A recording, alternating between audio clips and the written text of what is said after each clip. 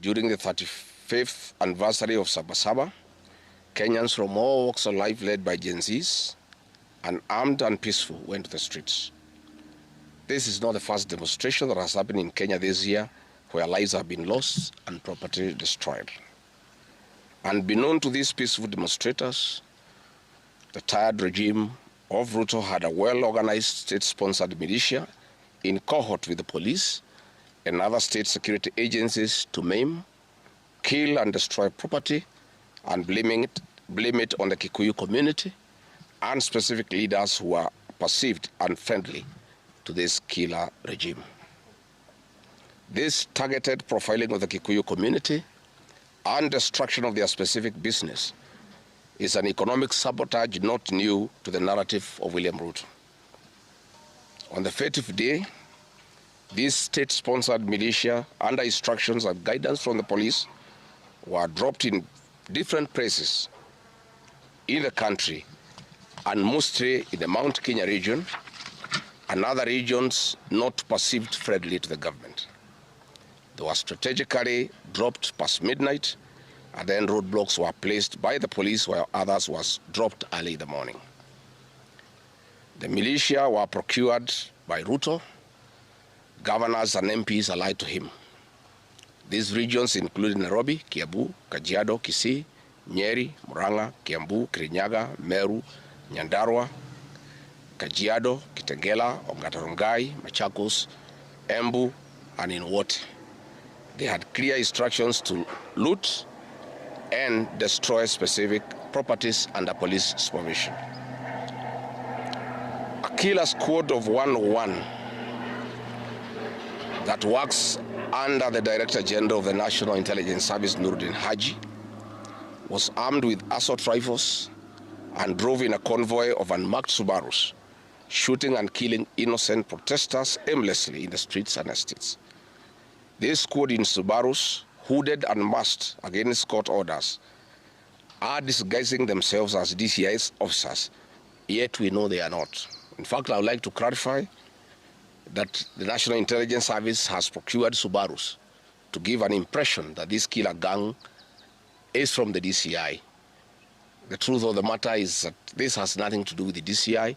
This is the National Intelligence Service. And this squad of 101 people was formed when I was still in government. Officers were recruited from the Administration Police Unit for special training by NIS on abductions, killings, and cover-up. And this is a squad that is killing the people of Kenya. The killings and the business destruction pattern point to William Ruto's ethnic profiling narrative, which is a master with no rival. With a close coordination of PS Interior Raymond Omolo, this narrative was boosted online by state bloggers to spin the narrative. The Cabinet Secretary Kipchumba Murkomen's public to shoot to kill order, coupled with assurances to police officers that the government will not cooperate with the investigators in police conduct, has emboldened security forces. Police officers are now on record threatening citizens who are in their homes, boasting of their license to kill, acting with a confidence that can only come from the highest echelons of power. Mr. Murkomen's admission that these are not just instructions from him but orders from above removes any ambiguity about where responsibility lies. It will be recalled that in the run-up to the 2007 general election and its aftermath, the narrative of 41 against 1 was a masterpiece of William Ruto. The target was profiling Kikuyus against the rest of the country. To a large extent, he succeeded, and every Kenyan knows what happened, and it is also fresh in his mind of the ICC ordeal still hanging on the neck of William Ruto today. We remind William Ruto that his ICC cases are not yet over. They have been paused after witnesses disappeared. And what he is pretending over are crimes under the Rome Statute. It is clear history is repeating itself. And the architect William Ruto is back on the deck. He is hell-bent to finish his unfinished business with the people of Mount Kenya, destroy their businesses and make them black sheep of Kenya. Despite this horrible experience, the people of Mount Kenya voted William Ruto to a man in 2022 general elections against the advice of President Uhuru Kenyatta, whom Mr. Ruto had branded as a drunkard and a useless leader. Today, the people of Kenya, and especially the Mount Kenya region, feel sorry that they did not heed to the advice of Uhuru Kenyatta. These state-sponsored militia were key in touching of various parts of the country with ease of police assistance to prefer terrorism charges on specific people from the Mount Kenya region. So far, about 50 young people are in courts in trumped-up charges of terrorism in scenarios of state-managed crimes by the state. Again, this is a clear onslaught on the Kikuyu nation. A case in point, when a police station in Mawego in Homa Bay County was torched, the suspects for that particular crime have been charged with arson. But when a police station is alleged to have been torched in Kiambu, suspects from the Kikuyu nation are charged with terrorism charges. This is serious ethnic profiling. Last night, in Juja and Kirinyaga, these state-sponsored militia invaded various businesses. Luckily, in Kirinyaga, after Wananchi went to Sagada police station and they refused to act, saying they had orders from above not to interfere, the people organized themselves and repulsed the militia. Mr. Ruto's ethnic profiling has led to the destruction of the foreign properties belonging to the people of Mount Kenya. Maguna supermarkets in Meru, Kahawa West and Muranga. Nice supermarkets, hotel and petrol station, and nice city in Mwea in Kirinyaga. County supermarkets in Kabati and Kirinyaga. Power Star supermarkets, Quick Mart supermarkets in Eastern Bypass, Shell and Total Mini markets in Roido, Chill Post Hotel in Gong, Boju Shop in Keserian, Homegrown Supermarket among others, and the Family Bank in Kahawa and Roido. Notably, in Meru, these state-sponsored militia tried to attack Meru Dairy Processing Plant and were repulsed by workers. In Nyeri, they further tried to attack Wakulima Dairy in Mukurweini, and the attack failed. We urge our businesses to heighten security surveillance on their business premises and production lines, especially the KTDA, processing factories, among others. We take note that in Meru, on Sunday, the 6th of July, at an event attended by CS Kipchumba Murkomen, the MP for Bori, Mugambi Redikire, indicated that a supermarket would be attacked the following day. As sure as December 25 is Christmas, and true to his word, Maguna supermarket was touched by the state-sponsored militia, which the MP was private to. Why hasn't Mugambi Redikire been arrested? How did he know that a supermarket would be attacked? This is selective justice. The evidence that these militias are state-sponsored is plain for all to see. Videos circulating widely show police officers not merely failing to intervene, but actively transporting armed groups who proceed to unleash destruction with apparent impunity. Uniformed officers have been seen standing guard as these groups rampage. They are in action and a stark contrast to strong statements being made by government. In Nyeri, journalists were attacked by these militias in the presence of the police. It is well documented. This is a clear indicator that Ruto is working with governors and MPs allied to him to destroy businesses owned by the Kikuyu, the Meru, and the Embu, and blame it on people who don't support his administration.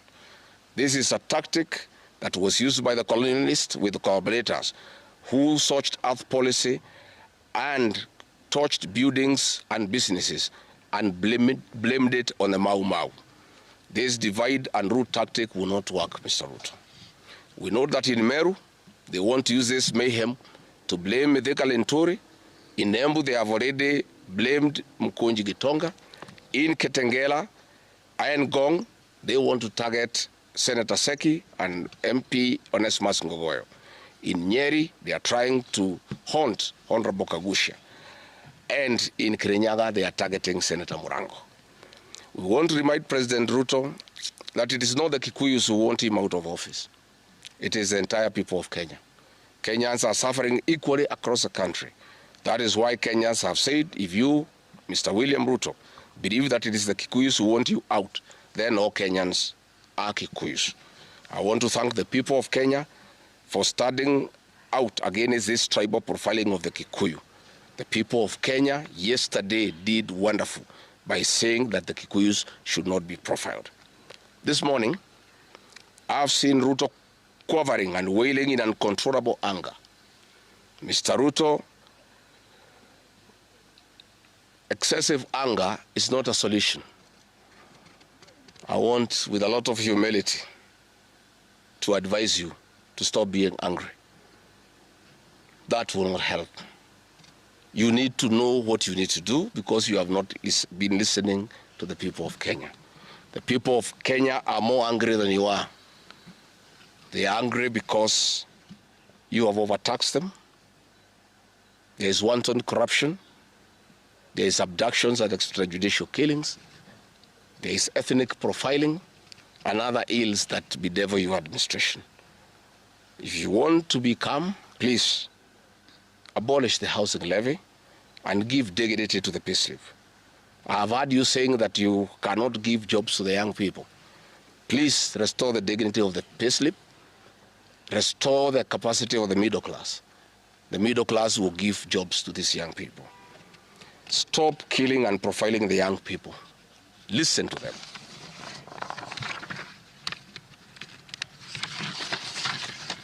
Stop abductions and extrajudicial killings. Abolish, disband the killer squad of 101 officers at Nurdin Haji. Give hustlers the jobs that you promised them. Mr. William Ruto, you are the one who promised. You cannot cry today that you have no solution, saying that other presidents have not been able to do it. You are the one who promised these young people. Stop police brutality. Stop abductions and illegal detentions. Get the hustlers from the bottom of the economic pyramid, as you promised. Yes, Mr. President, we agree there were other presidents before you, as you have rightly stated, and true, they never went through what you are experiencing today. May it please you to know that the reason why Kenyans really had problems with them, Mwai Kibaki and Uhuru Kenyatta were guided by the Constitution and the rule of law. They did not capture our constitutional institutions to work for them, instead of working for Kenyans. They never killed children. They never attempted to build churches in State House. They never organized militias to destroy people's property and kill them. That is why you have a problem. And we also want to remind you that Mwai Kibaki had a difficult time from you, William Ruto. Videos are everywhere. You cannot say that Mwai Kibaki did not face resistance. It's on record that you gave hell to President Kenyatta for 5 years. So it is hypocritical for you to allege that Mwai Kibaki and Uhuru Kenyatta had a very easy time. Most of the problems Mwai Kibaki and Uhuru Kenyatta had came from yourself, and it's on record. We want to advise you that the one-term movement is not getting you out of power outside the Constitution. Mr. President, nobody wants to throw you. Nobody wants to overthrow your government. Nobody wants you out of power through unconstitutional means. Mr. President, I and the people we work with are on record. We want you to remove you from State House through the ballot in 2027. This narrative you are creating that there is an attempt to overthrow your government is for you to have the opportunity to use the Terrorism Act to profile communities and to persecute leaders who are opposed to your administration. Please relax. We want you to serve your one term. Nobody wants you out of government unconstitutionally. Nobody has any plan to overthrow your administration, Mr. President. We want to face you on the ballot in August 2027. So just relax and stop crying wolf that anybody wants you out of office unconstitutionally. There is no leader here who is planning a coup, and none has the capacity. And nobody is interested. The leaders in this country, and indeed 95% of the Kenyan population, want to humiliate you at the ballot. They will relish that moment. None of them would want you to go out through any other method, unless, of course, you decided to resign on your own volition. So please stop creating this narrative. This narrative is to enable you to use anti-terrorism law to persecute leaders and to persecute the Kikuyu community. If you speak out online, Mr. President, you want to use the Terrorism Act to harass people. If you dare challenge your administration, you want to use the Terrorism Act to deal with people who are opposed to your administration. My fellow Kenyans, let us not be deceived. William Ruto has stripped away even the pretense of democracy. What we are witnessing is not the rule of law, but the rule of fear. This is not the behavior of a government that serves its people. This is the machinery of outright dictatorship. Finally, I want to announce to the people of Kenya that tonight I will be traveling to the United States of America to talk to the Kenyans, the diaspora, and the international community about the state of the nation. I would have wanted to stay in the country at this very difficult time when our people are under siege, but I have engagements that I'm not able to postpone.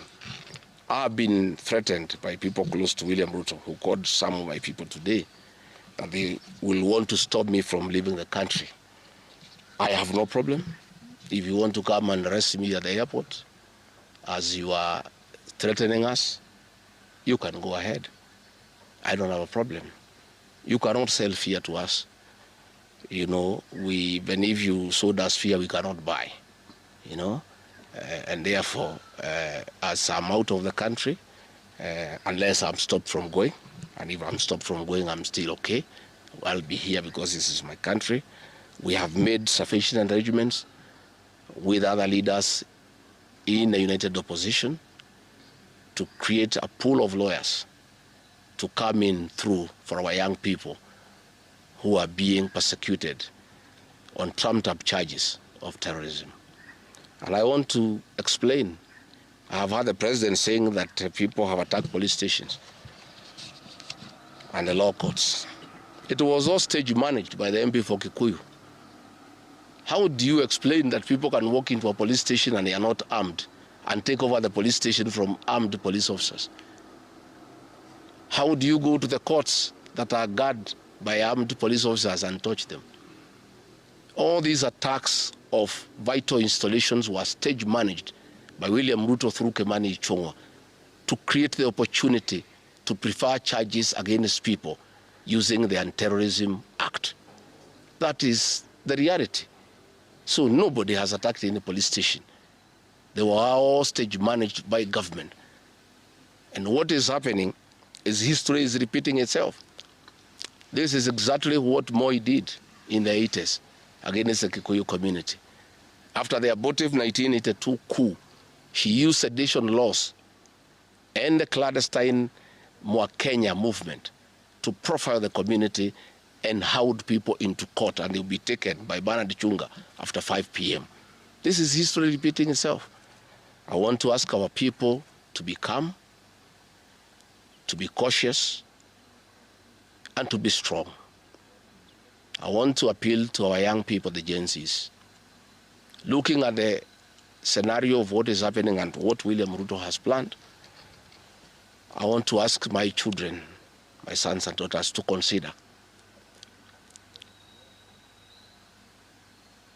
applying the next onslaught against the President William Ruto by getting IDs and registering as voters so that they can deal with William Ruto on the ballot.